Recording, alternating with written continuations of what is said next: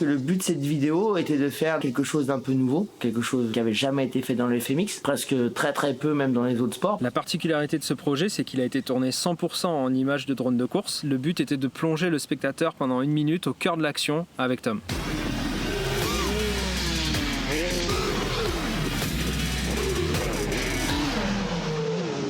Ce projet est arrivé un peu dingue. Il a fallu, vu que c'était un projet drone racing, trouver le meilleur pilote de drone. Et on a trouvé Tom. De là, on a fait une première rencontre. On est venu sur le spot pour découvrir, pour s'inspirer. Puis c'est parti quoi. Je me demandais pourquoi la caméra elle était orientée comme ça. Le truc il vole comme ça. C'est que on a une caméra qui va passer dans l'émetteur vidéo qui est là. Et grâce aux lunettes, je reçois cette fréquence. Tu peux voir en direct ce qui se passe là.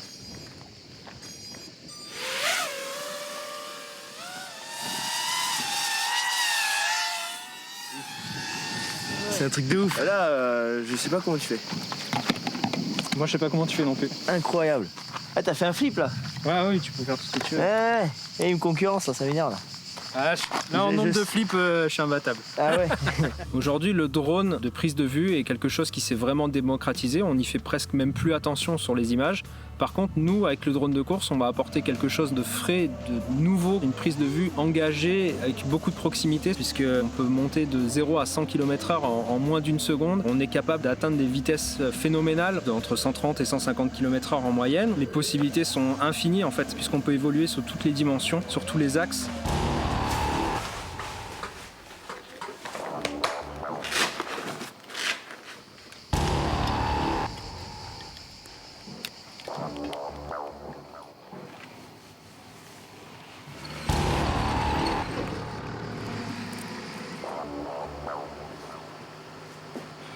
C'est assez inédit pour moi de travailler avec un autre pilote, c'est-à-dire qu'on doit réaliser chacun sa performance de son côté. C'est la rencontre de deux pilotes, c'est-à-dire deux mecs qui, dans leur sport, essaient au mieux de performer, d'apporter de l'innovation, parce que déjà le drone racing c'est un sport nouveau. Surtout un pilote drone qui, lui, est l'un des tout meilleurs, donc qui fait des choses nouvelles constamment. Et moi, pour ma part, essayer d'apporter ces figures nouvelle génération, des figures que j'ai réalisées au X-Game, qui m'ont fait gagner, les poser ici avec un drone qui me suit, quoi. Déjà, je veux me caler. T'as vu, ça va pas très vite, hein. Ouais, non, mais il y a du temps, tu vois. Je pensais qu'on allait avoir peut-être un poil moins de temps en l'air, mais non, ça va. Ah, là, t'as plus de temps que prévu en l'air. Ouais. Je pensais que ça allait être plus. C'est les premiers tests là, vraiment on est après toute la mise en place du projet, tout ce qu'on a imaginé, là on fait les premiers tests avec Tom qui fait juste des airtime, c'est-à-dire qu'il fait des sauts droits, hop. Et l'autre Tom qui le suit avec le drone et qui prend ses marques en termes de vitesse, position, proximité, tout ça, et c'est ça qui nous intéresse. Non, mais là on répète, non? Vas-y, calez-vous là, il prend comme ça, tu prends de l'assurance. Pour réaliser un clip d'1 minute, ça nous a pris 4 jours. Entre toutes les prises, les entraînements, on a commencé très souvent par du training, donc ça a été des sauts à vide pour que moi je puisse me caler sur ses trajectoires, comprendre comment lui il allait évoluer. Donc ça a été sur de l'airbag, sur du bac à mousse, puis ensuite on est parti sur du concret.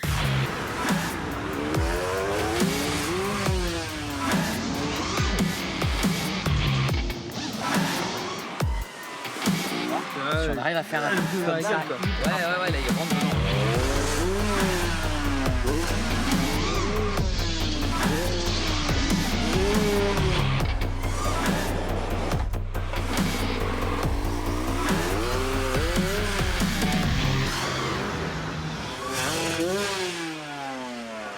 Sur les premières images que j'ai vues, ma réaction ça a été déjà, je me croyais dans un jeu vidéo.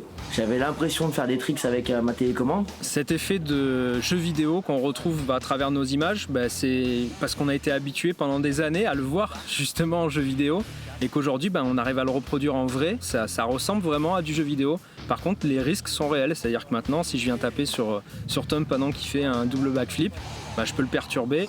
Il est passé proche à un moment. Il est passé proche avec le drone. T'as vu un moment, on s'est fixé. Et je dis, waouh!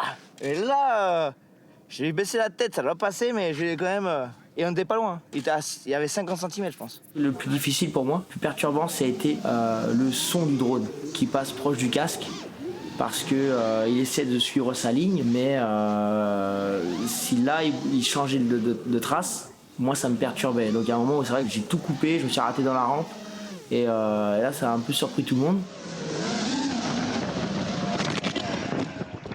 Beaucoup de pression pour moi, il faut pas le faire tomber, il faut pas le déstabiliser, il faut pas lui faire mal, il risque sa vie en sautant. La prise de risque est importante, c'est impossible pour nous de voler dans 3 dimensions et d'être précis, toujours à 1 mètre de lui, sous l'angle parfait. C'est très dur de n'avoir qu'un certain nombre de prises sur certaines figures qui sont très compliquées.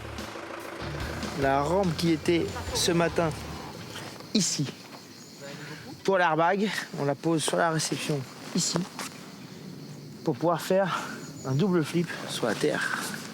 J'ai décidé d'aller sur le double flip. Double flip, première fois que je faisais ça au training ici, chez moi. Et je savais que ça allait être vraiment compliqué d'en réaliser plusieurs. J'ai 3 réceptions, laquelle choisir, laquelle est la mieux. Donc c'est presque plus compliqué que sur une compète où on t'impose la réception.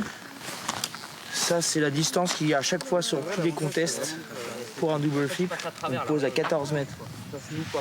Ça permet de poser ou à 15 mètres ou à 13 mètres. Mais on sait où à peu près.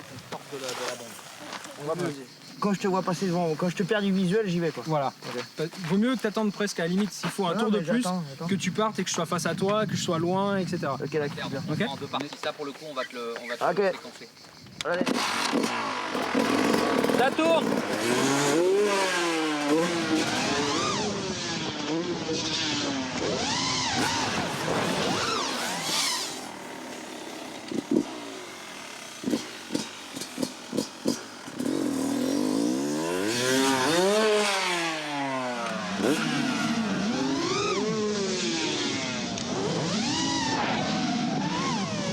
Ouais, c'est la scène finale et puis c'est un saut qui est différent des autres parce qu'il monte vraiment et puis on essaye de trouver la bonne trajectoire.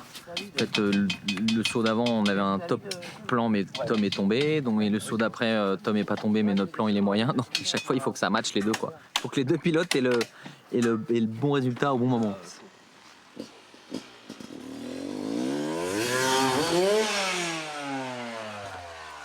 Yeah, yes. Il est beau, je crois.